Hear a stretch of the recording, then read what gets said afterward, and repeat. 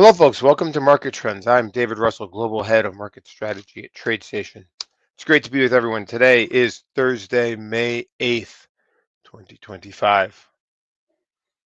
Maybe the back to normal day. Let's share a few disclosures. We got all kinds of interesting things to talk about today. You know, there are some interesting sort of new names kind of emerging and some of the established names struggling, and we're going to go through that, but there's a lot more going on. It's a very interesting sort of set of things happening in the market right now. I'd start off by showing you some standardized returns of some key ETFs. Now, um, it's interesting because the Sell America trade, as it was kind of the dysfunction trade, the capital flight trade that we saw in late March and early April, now seems to be kind of fading. And I'm just going to say off the bat, I'm starting to notice some heavy price action in gold and gold miners and stuff, which some people might see as some potential here as a kind of like a hanging like thing just floating up in the space that maybe doesn't stay up in the space. So that is these are standardized returns. Now, you want to go to tradestation.com, go down the page a little here, and you're going to see this blog post. What's performing is Megacaps lag. This has in it a lot of the key information that we're going to be covering. Now, also, don't forget that we have a zip file at the top because we actually created a new zip file. This one has a new version of our MT main and one other indicator. I wanted to just update that. So I want to make sure you guys have this indicator. And this is essentially what I created as a chart last night on the S&P 500. And I think it's interesting. Now I'm going to go over here because I actually have this chart updated with real-time data. And to me, what's interesting here essentially is that this is the high back on the day when the tariffs were announced. And today, let's see if we can close above it. But as you can see here, we have this kind of, we've been trapped inside of this candle here really for like a week. So let's see if we can escape kind of above that level. It's interesting to see how we've basically followed this rising 10-day simple moving average, which is something I look at. We're above the 50-day here. And I think that's kind of, at this point showing that there is not a lot of selling pressure, and we're going to be getting into all that. So right now, the big thing I think is important is we have all this news coming out. We have the trade deal, with the United Kingdom. We have talks with China this weekend. So at this point, the market is leaning in the direction of assuming all the bad things go away, and in many ways, the market, some of the data on the market suggests that a lot of people are not necessarily in that place yet. So if you look at the American Association of Individual Investors, that survey still shows more than half of investors are bearish. And I have found that to be a pretty good survey. I mean, it tends to do its job as being contrary. And so I think it's interesting here. I think there's a lot of people who really don't want to believe this. And there seems to be a lot of cash on the sidelines. And I think that's just something to kind of, that is very interesting to see that continued elevated sort of negativity remaining in that survey. Another thing here, let's look at the CME FedWatch tool. This is the June meeting, and you can see now there's much less of a likelihood of a rate cut. A month ago, there was no chance that rates were going to stay the same at the June meeting. A month ago, people saw they expected a cut of between 25 and 50 basis points. Now the market sees an 83% chance of that staying the same. So it's very interesting to see the rate cuts fading at the same time the market has recovered. And I would argue that that's actually a sign of health. I think it's very interesting now to actually kind of see. So now that the expectations are for June, but I think the key thing is the Fed was yesterday relatively hawkish. They repeated the recent talking point about, we're worried about stagflation. They didn't say stagflation, but they said weak growth and higher inflation. Now, when Jerome Powell made that statement back here on April 16th, the market basically was in the middle of a pullback, and this was bearish, and it caused all this negativity with Trump saying he was going to fire Powell and all that. So basically, the Fed repeated the same thing here that they said here. Powell first made that essentially the stagflation speech here, and it dragged the market down. Now the entire Fed repeats it, and we get upside. So I think it's telling us that we still have this kind of return to normal happening. Now we have a lot of Fed speakers tomorrow, and there's a good chance. Well, who knows? But we might see them all just basically saying the same thing, like a bunch of parrots. Given the fact they just had the meeting, that might be the expectation at this time. Now, I want to point out something else that's kind of interesting here. Excuse me.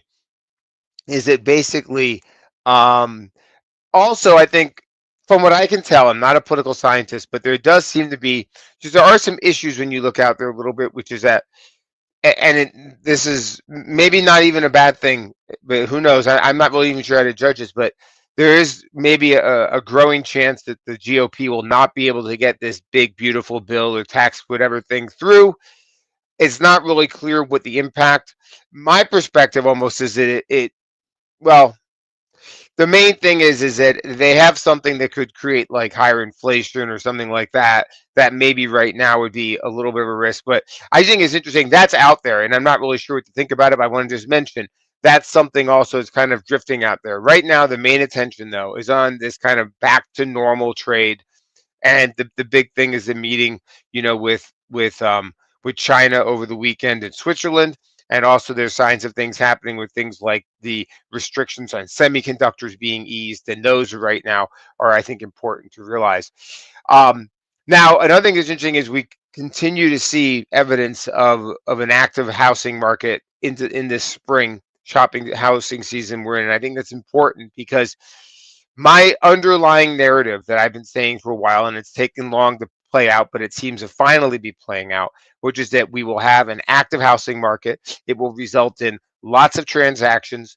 Prices will fall as people need to sell their houses and they just start knocking the prices down, and then you'll go down a little bit, and before you know it, there's just going to feeding frenzy of everyone who needs to move will start listing, and they'll start cutting their prices, and they'll start bidding on other stuff, and the market will simply activate.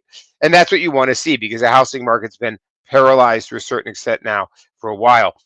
That could very well establish new sort of pricing on shelter. When people move, rents will go down.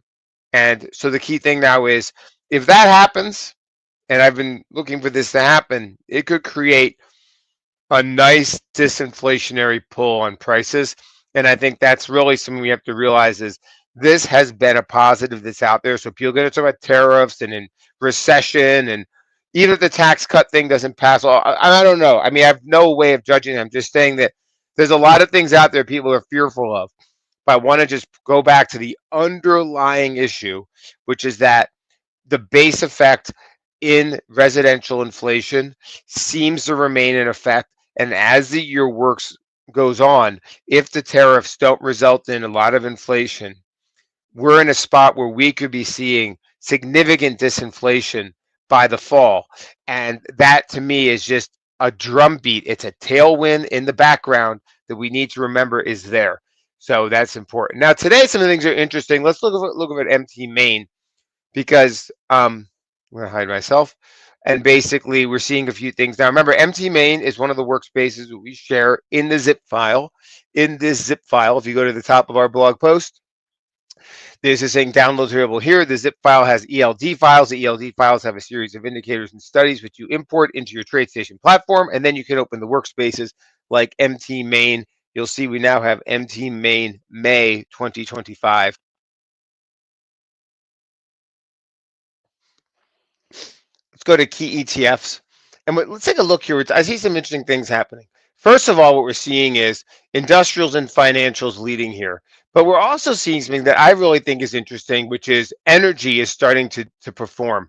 And, I think that we're going to get to this, but I think right now, the kind of return to normal trade, the no global recession trade, there has been a lot of kind of negativity in the energy space. I'm going to get to it, but I think overall, we're seeing some new things here. We're basically saying, we're seeing industrials and financials are leading over tech.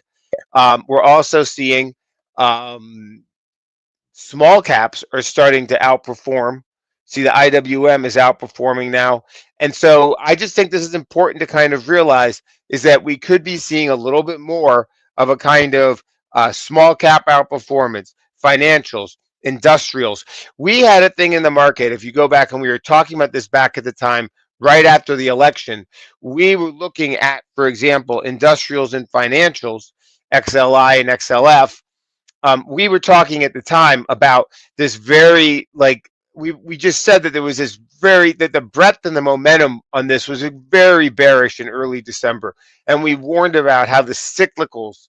There was so much enthusiasm about Trump getting elected and all this stuff. We simply said that there was too much good news priced into the cyclical stocks, and and that's exactly what happened. The cyclicals, the value names that had done well, basically got really sold into mid-January. And I think in many ways, the market back here was pricing in some of the recessionary pressures that we've seen recently. And I think these recessionary pressures were not just because of trade. And I've said for a long time that the mix of employment is very strange. It has been strange. We saw a real lack of cyclical workers being added, like in manufacturing. We saw things like Institute for Supply Management data consistently kind of weak, starting really more or less in the middle of last year. And all these things we had kind of said that we thought that we saw the cyclicals getting dragged downward. And that has happened. And now we're seeing something here where the cyclicals, the industrials, the financials, and even the small caps are now starting to show this sort of outperformance. And so I think, the idea of just owning mega cap tech growth stocks, owning even things like the less cyclical things, that the pendulum might be swinging now toward this expectation of economic expansion and cyclical growth coming back from the dead, so to speak. Post tariff or whatever you want to call it.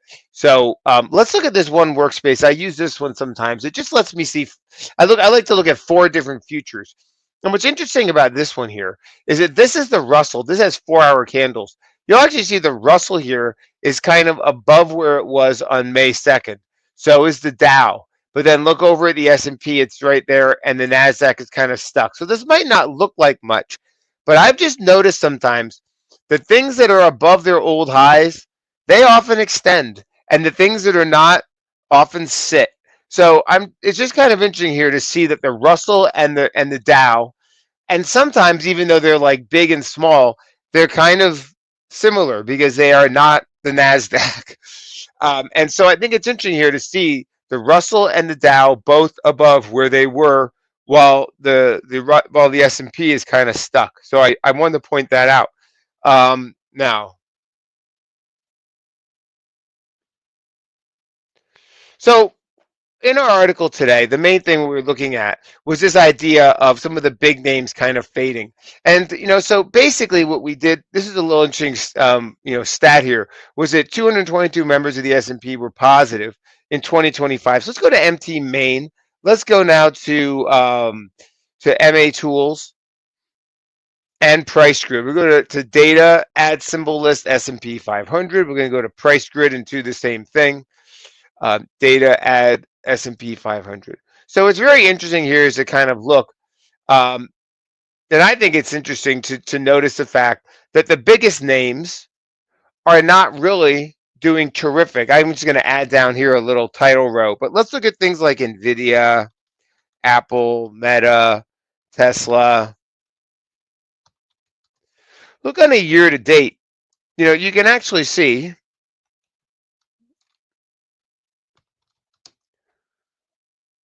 needs a second to load here.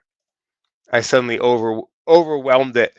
The key thing is a lot of these big names are lagging, and 127 index members have made 52-week highs since the benchmark made a new high 55 bars ago, which means that 127 members in the S&P 500, almost a third, have made new 52-week highs since the market peaked back in February. And the only big company to do so is Berkshire Hathaway, the only trillion-dollar name. And the only major growth name that has done so has been Netflix.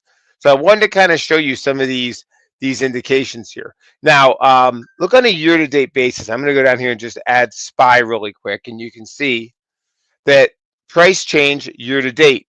You can actually see that Meta is outperforming, but these others are lagging. So this is kind of interesting things that I wanted to kind of show you. Now, this field has to populate, so we're going to get back to that. While we're doing that, I'm going to just tell you some of the things that I've been kind of seeing I think are important for us to know about. First of all, um, Alphabet is one of the big names that has been lagging now. This week, there was an executive at Apple who was saying that Safari, there's less search, people doing less search. Now, I think there's something we all knew was coming, that as AI spreads, people do less web search. I know that I use ChatGPT myself now a lot more than, obviously than I used to. And that I can say that I think Google search is definitely losing market share for my usage, and I'm probably not alone in that. So basically, there's a lawsuit, alleging them of having monopoly in search, and then there's evidence of Safari, having problems, evidence of AI, taking away from search. So basically, Google is this monster app, one of the greatest apps and products of all time. But it's hard to believe this thing has been the dominant search engine now for a quarter of a century. I mean, it doesn't make me feel old or anything because I remember when it started. But basically this has been one of the, this is now a mature product that seems to be in decline. Now, there are other things coming with Google. They have things like YouTube, which are doing very well, Waymo, their cloud business, and their own AI business. So now I think we're going to see with Google is that essentially this is a name that is going to go from being a growth narrative, a growth story, to a turnaround story, to a strategic story. What are they going to do? How are they going to spin off one of their lines? Are they going to focus on certain things? It's now going to be a transformation story as they evolve from this search mega product into these other products, and it's going to be interesting to see how it plays out. And some of these other products seem to be very strong, like Waymo, YouTube, obviously, and things like that. So they have stuff to work with, but the underlying narrative, the fundamental story now is changing. Now, remember, we have the 7T catalyst for stock movement, and one of them is company transformation, business transformation, and that is now Google has changed from a growth story to a transformation story, which means people are going to be focused on are they executing? Are they doing the right things to make their transformation happen? Are they putting the right executives in, doing the right policies, showing the right metrics? I don't know what those things are going to be, but that is where the narrative is going to shift. So it's going to be something just to kind of think about in your mindset of what is going to be good or bad news for Google. Now, also, I think Apple, as we know, is also kind of an example of a mature product story. And from my perspective, there's a lot of risk with increased Chinese competition now. So I think that's something that's going to be hard to overlook. And then the other name, of course, is Tesla, which also faces increased Chinese competition. And I mean, additionally, the American sort of regulatory environment is far less positive now for names like Tesla. Essentially, you have a lot of these credits and everything else going away. So I think that's something here to kind of realize is that these have been some of those big mainstays that are now kind of fading. But now, what are some of the others? Now, I came across these names by following the steps that I have right here. I'm going to get to those in a second, but let me first tell you the conclusions. Netflix is one that's really been stepping up and emerging in an interesting way. This is the weekly chart over here. This is the daily chart over here. This one is the weekly. So now, basically, I think we can see, just obviously the overall uptrend and the breakout. But the thing about Netflix here, and I think this is interesting, is that traditional broadcast media is fading, as I think everyone knows. If you actually went back and thought historically, what you really saw in, say, between 2005 and 2010 was you saw USA Today and all the old-fashioned newspapers literally just lost market share in advertising massively. It went from like 75% to like 10% or something like that between 05 and 10. And one of the basic things that happened was Meta and Google essentially just absorbed what was traditional print advertising. And so you had something that used to be spread around hundreds of companies and it got absorbed by two companies and then they ran with it. And that was really, in my opinion, the way to understand what happened with Meta and Alphabet, how they launched. And now what's happening is Netflix is absorbing the traditional television world and universe as that fades away. This one company is in a spot where it can absorb all of that, and I think that's what's happening here. Now, another interesting company, it doesn't get that much attention, but it's been a really interesting transformation story, has been Philip Morris, PM. This stock has this new Zyn, Z-Y-N, like vaping products of some kind, but this has now emerged as a very interesting sort of transformation growth story.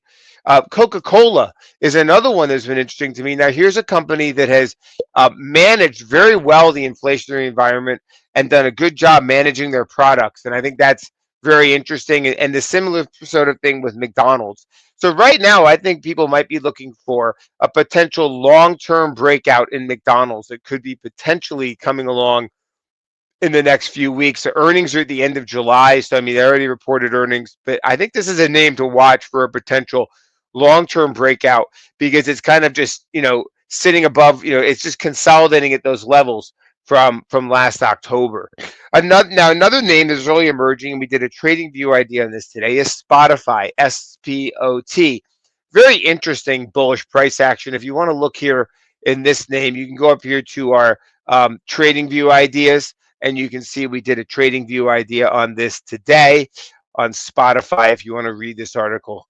And but this is a name also that is essentially they had some regulatory things with Apple and the way the App Store purchases work that favored Spotify. Um, and they also are using AI to kind of get better engagement and adding to the products that they have. And here we have them breaking out for the first time. Yesterday was that first record closing high, adding to it today. But here they are breaking out after the whole tariff drama. Look at how the tariff drama happened, and they basically pulled back much less than the broader market. There's a high basing pattern. This is sort of thing if you're Jim O'Neill looking for things like how to make money in stocks. This is the sort of long-term secular momentum growth that he would target in that book. All right, that's Spotify. Some other names I don't know as well, but I do think that they seem to be jumping up on the list is AppLovin, which is a kind of APP. It's a software name. And Intuit, INTU, has really shown some interesting sort of market share gains with small business. We were talking about this one back here, how it had that bullish move after earnings and then kind of just hung in so well. And if you look at this on a long-term chart here, I mean, this thing it really has gone nowhere for a long time. And it's right at the 200-day moving average. So a name like this is something that potentially actually has that potential to extend when you consider the fact that essentially it's gone nowhere, since, I mean, it's hard to believe, a year and a half. It's basically now at a level where it was in January of 2024. INTU. Now, also other names in that list are like Palantir and CrowdStrike. These two stocks, even though they're not exactly the same business, they just seem to be trading in unison here. PLTR. Now, this had this kind of double top. Now, I saw double top and Palantir. Now, in my opinion, this is not really a double top. This is, a kind of short-term, impediment. But from my view here, people might look for a few weeks of consolidation. It could form some kind of squeezing pattern with the potential for continuation. But Palantir and CRWD have both been they are both these kind of secular, growth names in software. One is cybersecurity. I'm sorry, for some reason, this is not the right chart. I pulled up Charter Communications, CRWD.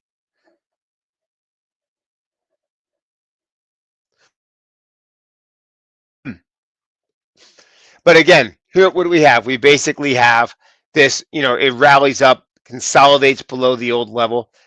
Both of these names, I think, are important. You also have a W in this.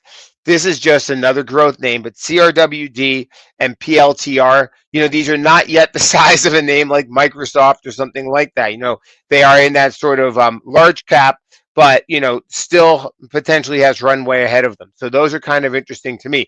Now, at the smaller end of the scale, RGTI and IONQ. These are quantum computing stocks, and there was another quantum stock today that had some interesting earnings.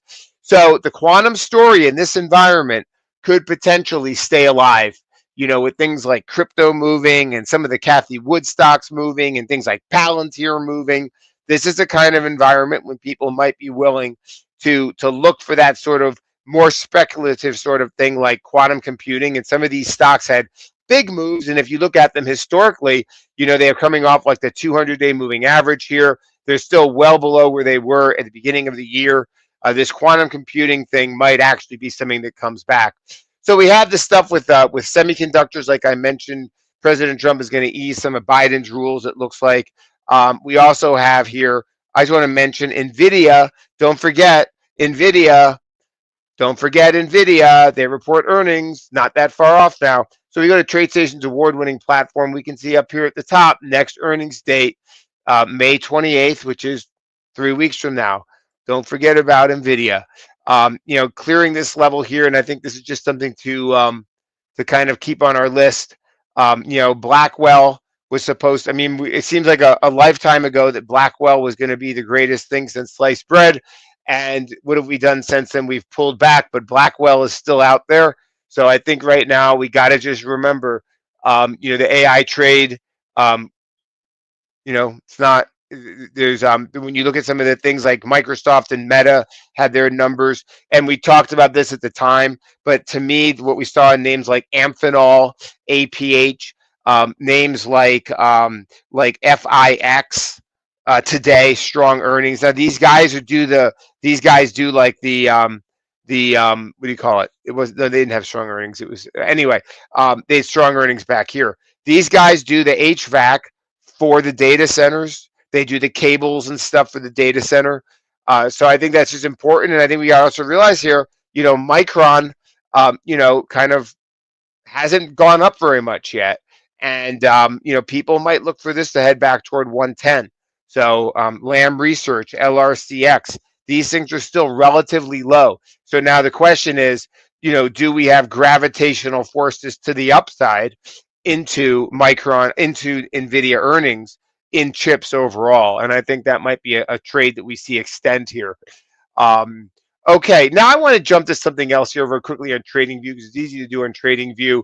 This is the dollar index. Now, I think the idea of calling Jerome Powell a fool, as he was called today, I think is actually just not correct. And I'll say that one of the big problems for equities since February was the fact that people started dumping dollars, dumping treasuries, and dumping U.S. stocks more or less in unison.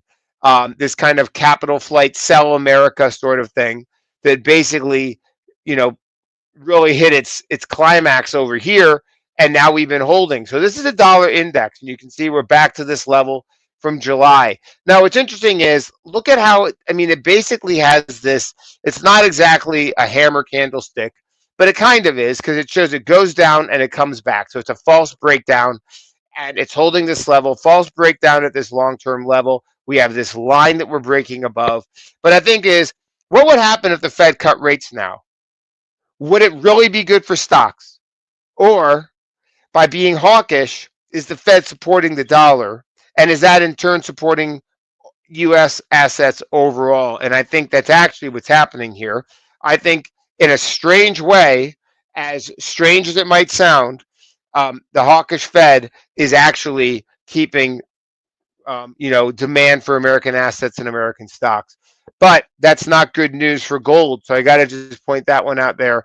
We have this pattern now in gold. And from my perspective here, people might look for all kinds of chopping and kind of consolidation here in gold for a while. So I want to just kind of point out there's levels here. People might look for this to test, kind of double top in gold. And, people might want to be thinking about the GDX to the downside. This thing here, you can look at something like GDX here And this could be, I mean, to look anyway, wanted to kind of show that here, but this could be turning into a falling channel now in the gold miners.